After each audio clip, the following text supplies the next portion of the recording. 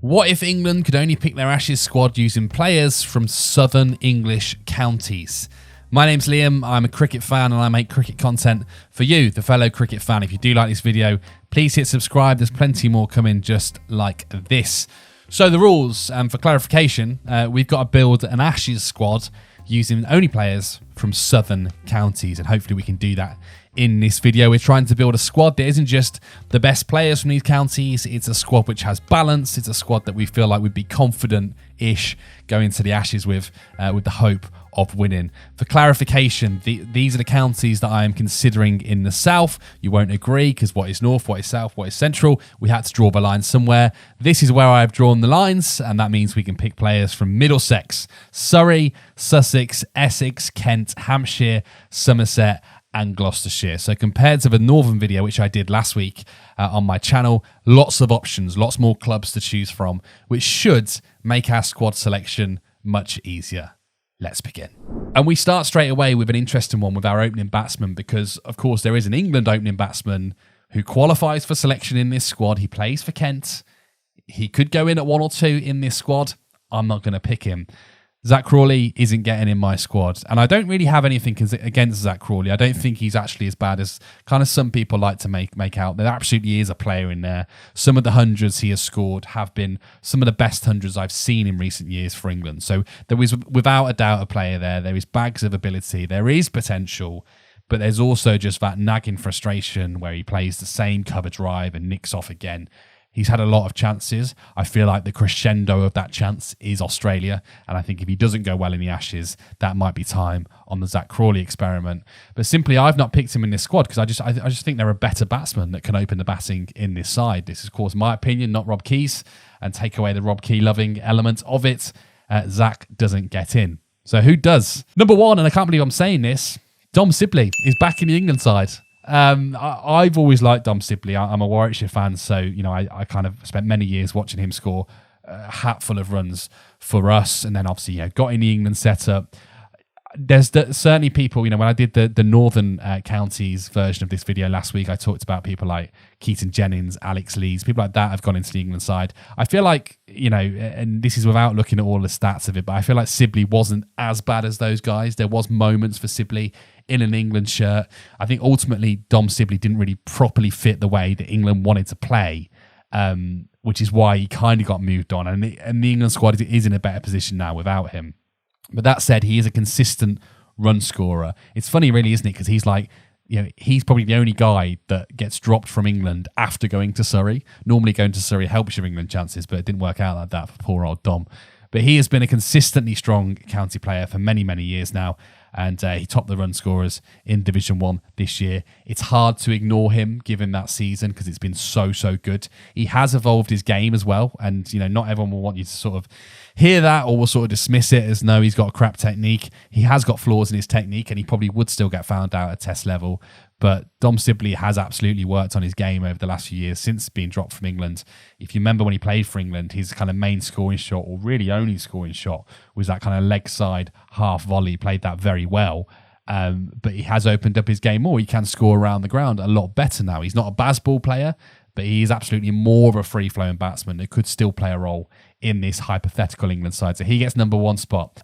Difficult here at number 2. There was 2 main people I was looking at, and I'll start with the one who misses out, Ben Compton. This hurt me to leave Ben Compton out because I really like him as a player.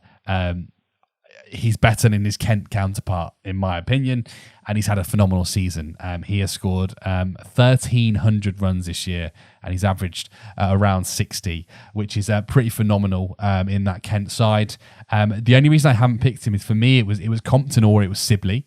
I just think like you can't have both because they're both not the most of aggressive batsmen. And I think, to go the way England want to play, we need to have a more free-flowing batsman alongside one of those batsmen. So Sibley gets the nod. Compton comes into my squad as one of my reserve options. So if anything goes wrong with Sibley or our other opener, then we will be bringing in Ben Compton as the backup. So who gets my number 2 spot? Tom Haynes of Sussex. I really like Tom Haynes. I think he does have an opportunity potentially to get a chance in the England squad. I feel like if the Crawley experiment fails, it will either be Haynes or it will be McKinney that comes in for that spot. Probably more likely Ben McKinney of Durham, to be honest. But Haynes is absolutely in the conversation. He's a good player. He scored 843 runs. Okay, it's not as good as Ben Compton's scoring, but he's averaged 36. I just think there's more to Tom Haynes' game. I think I can see more about his game suiting Test cricket than I can Ben Compton's. So that's why he gets the nod for second spot in the team. Number 3, we have another England player who very nearly got dropped and you know, probably would have got dropped from this side if there was a better number 3 option. You know, I think he actually probably doesn't play in Australia, to be honest. He's an okay number 3. He's a very good county player. That's Ollie Pope. So he does retain his spot and he gets our number 3 spot in this hypothetical team. Number 4, initially here I had James Rue at number 4, but I've actually bumped him down one in the order. So James Rue is going to go at 5. Somerset's James Rue, 1,053 runs this year, averaging 45. I like Rue. I think he has a lot about his game. He's obviously also a keeping option. He's not going to keep in this side actually, but he will be our backup keeper. Just a lot to like about Rue, and I think he probably is the most natural batsman that's going to come into that Test side. How he gets in, I don't know. He's probably got to wait until Joe Root retires. But certainly in this Southern team, he gets in at number 5, which means number 4 is going to be Jordan Cox of Essex. I like Jordan Cox. I think he's a phenomenal white ball player, but obviously he has a lot to his red ball game as well. Probably has unfairly not been given an opportunity yet for England, but he's in my team. He's scored 650 runs this year, but he's only played 8 games, so that's actually an average of just shy of 60. So a strong season, and he is going to bat at number 4. Cox can also keep, but again, he's not keeping. So we've really got 2 backup keepers there in our team already. Our keeper, of course, is going to be at number 6, Jamie Smith, England's keeper, Surrey's keeper. There's no reason to drop him. I like what I've seen from him in the England side so far. A concern of Jamie Smith for me was that the India game where he just looked like a rabbit in the headlights, you know, just trying to chase down what was 50 runs to get or so, and he just looked completely bewildered. Pressure got to him. That's something to watch because we know England cricket is going to be full of high pressure moments, and hopefully that's something that he can sort of get used to. That was probably his first taste of it on the international stage. We've seen people like Ben Stokes, remember in the T20 World Cup, we've seen people like him crumble under pressure. They come back stronger. So I'm not worried long term for Jamie Smith, but part of his game that he just needs to evolve. But he absolutely is good enough to be our wicketkeeper and number 6 batsman. Now, here's the point of controversy when it comes to the spinners. We have options in the south because you think we have Jack Leach and we have Shoaib Bashir and we have Liam Dawson, who really are the 3 main arguments for the actual Ashes squad anyway. Similar to Zach Crawley, I'm not picking Shoaib Bashir. I've been quite vocal about Bashir in some of my other videos. Have nothing against the guy as a person. I hope it works, and there is absolutely potential there. For me, Bashir just isn't good enough to be leading attack in the Ashes at the moment. He might be on the next Ashes tour when he's evolved a bit more as a player, but for me at the moment, he's not good enough, so he's not getting in my Southern squad. I mean, he doesn't really play for Somerset, so that's normally a sign of who is the best county bowler from the Southern counties when Bashir can't get in over Jack Leach. Jack Leach is going to go. But Jack Leach is actually going to be one of my reserve options, which sounds mental because he took 52 wickets at 22 this year. I was having an interesting conversation with someone on TikTok the other day, actually. And Jack Leach, obviously, his numbers are impressive, but he does also play at Taunton, which does help the spin bowlers. And if you take away some of his home statistics, his numbers are somewhat ordinary compared to some of the other spin bowlers in county cricket. That's not the reason why he's a reserve. The reason why he's a reserve is I kind of need someone that brings a bit more batting too. So that is why I'm going with Liam Dawson as my frontline spinner. He's going to bat at 7, which is probably too high for Liam Dawson in Test match cricket, but I'm struggling to find someone who can fit that role that brings me batting and bring me bowling. So we're going to throw Dawson in there. He is a good batsman. He's already scored some runs for England. He's scored at 60 odd that one time. So there's runs in him, and hopefully he can do a job for us down under. Right, into our bowlers, and this is a nice sort of mix of nostalgia and the new young blood of England. Firstly, number 8, we're going for Gus Atkinson of Surrey. A fantastic bowler, has had a wonderful start to his Test career. I firmly believe he is like the leader in that England bowling attack now for many years. You can't rely on Jofra Archer to be the leader because of his injury record, and he's getting a little bit older now. So I think, you know, if we're looking at a mainstay in that England bowling attack, Gus Atkinson is the man for me. He also brings some handy batting as well. So he goes number 8. At number 9, we're going to go back to Ollie Robinson. Don't like the guy as a person, but you can't dismiss his ability as a bowler. He's played in Australia before. He did very well in Australia before. He will never play for England again. I'm pretty decided that the ECB have made up their mind about him for probably off-field issues more so than on-field. We know there's an ongoing fitness problem with him. Could he bowl long spells in Australia? Probably not, to be honest. But I think out of the other options, I'm still going to put him in there. He's had a good season, 39 wickets, an average of 24 this year for Ollie Robinson. So we'll take him. He's supposed to be a bit of a bad bloke, so we just won't speak to him. But, he can go and he can bat at 9 for us. Number 10, Jofra Archer of Sussex. How many games we'll get out of Jofra at the Ashes is, I guess, one of the big questions that we're all asking. And actually, I think so much of England's success in that series does depend on how much of Jofra Archer we actually get.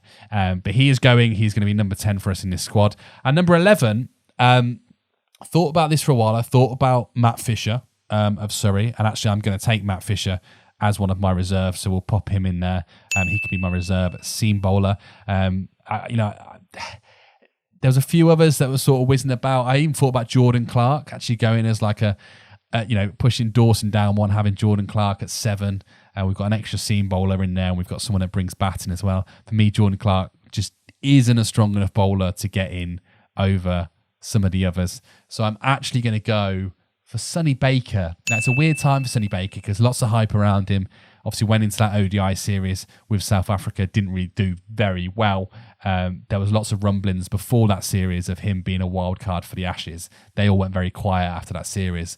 But there is a test cricketer in Sonny Baker, I think, in a few years. So he wouldn't be ready now, but I think I'd rather take him over a Matt Fisher or a Jordan Clark. So Baker comes in at number 11. Okay, hold the phone. We are having a reshuffle. As you can probably see, I'm wearing different clothes to when you last saw me. That's because that was recorded a few days ago. And when I finally sat down to kind of edit the video, the whole time I was going, I've forgotten someone. Who have I forgotten? There's someone I've left out. Who is it? Who could it be? It's Sam Curran.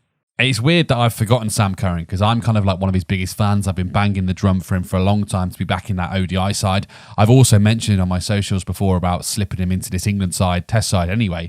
So mental that I've just completely omitted him from this list. So we're going to put Sam Curran in there. And actually, I think looking at that team, this is nice because I didn't feel right about having Liam Dawson batting 7. That wasn't enough batting for me. Where Sam Curran, I think, can probably come into that number 7 spot, provide some bowling, but also probably some stronger batting than Dawson potentially. So the question is, who misses out and how do we shuffle this around? The two that are at contention of being dropped are obviously Ollie Robinson and Sonny Baker. And the question is, can I have two bowlers like Robinson and Curran, who are both pretty slow? How well would that go in Australia? I don't know. But then Sonny Baker is very raw, hasn't really proven it at first-class level yet. Do you know what? I'm sorry to Sonny, but I'm going to drop him. So I'm going to drop Sonny Baker from this team. I'm going to shuffle everyone down one from Dawson. So Dawson goes to 8. We go Dawson, Atkinson, Robinson, Archer. I like the idea of Jofra Archer being our number 11 as well. That's a strong number 11 bat. Sam Curran comes in at 7 between Jamie Smith and Liam Dawson. I feel like that team is a bit more balanced now. Questions will be asked about the lack of pace in that side, but hopefully Jofra just doesn't break down on the tour in real life and in his hypothetical team. So what we will do instead with our reserves, I was going to have Matt Fisher in the reserves. I'm going to take Matt Fisher out. I'm sorry, Matt. Sonny Baker goes in Matt Fisher's spot, so we've got a pace option we can call upon if Jofra gets injured or if we feel like we just need to bring in an extra pace bowler. As for the other reserves, so we'll have Jordan Clark of Surrey as an all-rounding option. He could potentially come in for Sam Curran if Sam Curran got injured and we needed someone to provide some batting and some bowling. My spare batter, I'm going to go Dan Lawrence of Surrey. I know we've tried Dan Lawrence before. I feel a bit sorry for Dan Lawrence because I feel like every time he's been in this England side, he's kind of been asked to do a role that he's not familiar in doing, or he's been asked to play in a position that isn't his natural batting position. He's a middle order batsman, and if you treat him as a middle order batsman, he's a very good one in my opinion, and I kind of would like to see him get a go one day again for England. I don't know if that ship has sailed now, and there's a lot of good middle order batsmen coming through in the world of English cricket at the moment, so he might not get that opportunity, but nonetheless he's going as my spare batter on this tour. Over 900 runs this year at an average of 54, so he's definitely on the plane. Sonny Baker, as we mentioned. Jack Leach goes as our spinner, as I mentioned earlier. And then I'm going to take Ben Compton. I think I also mentioned that earlier too, as my spare opening batsman.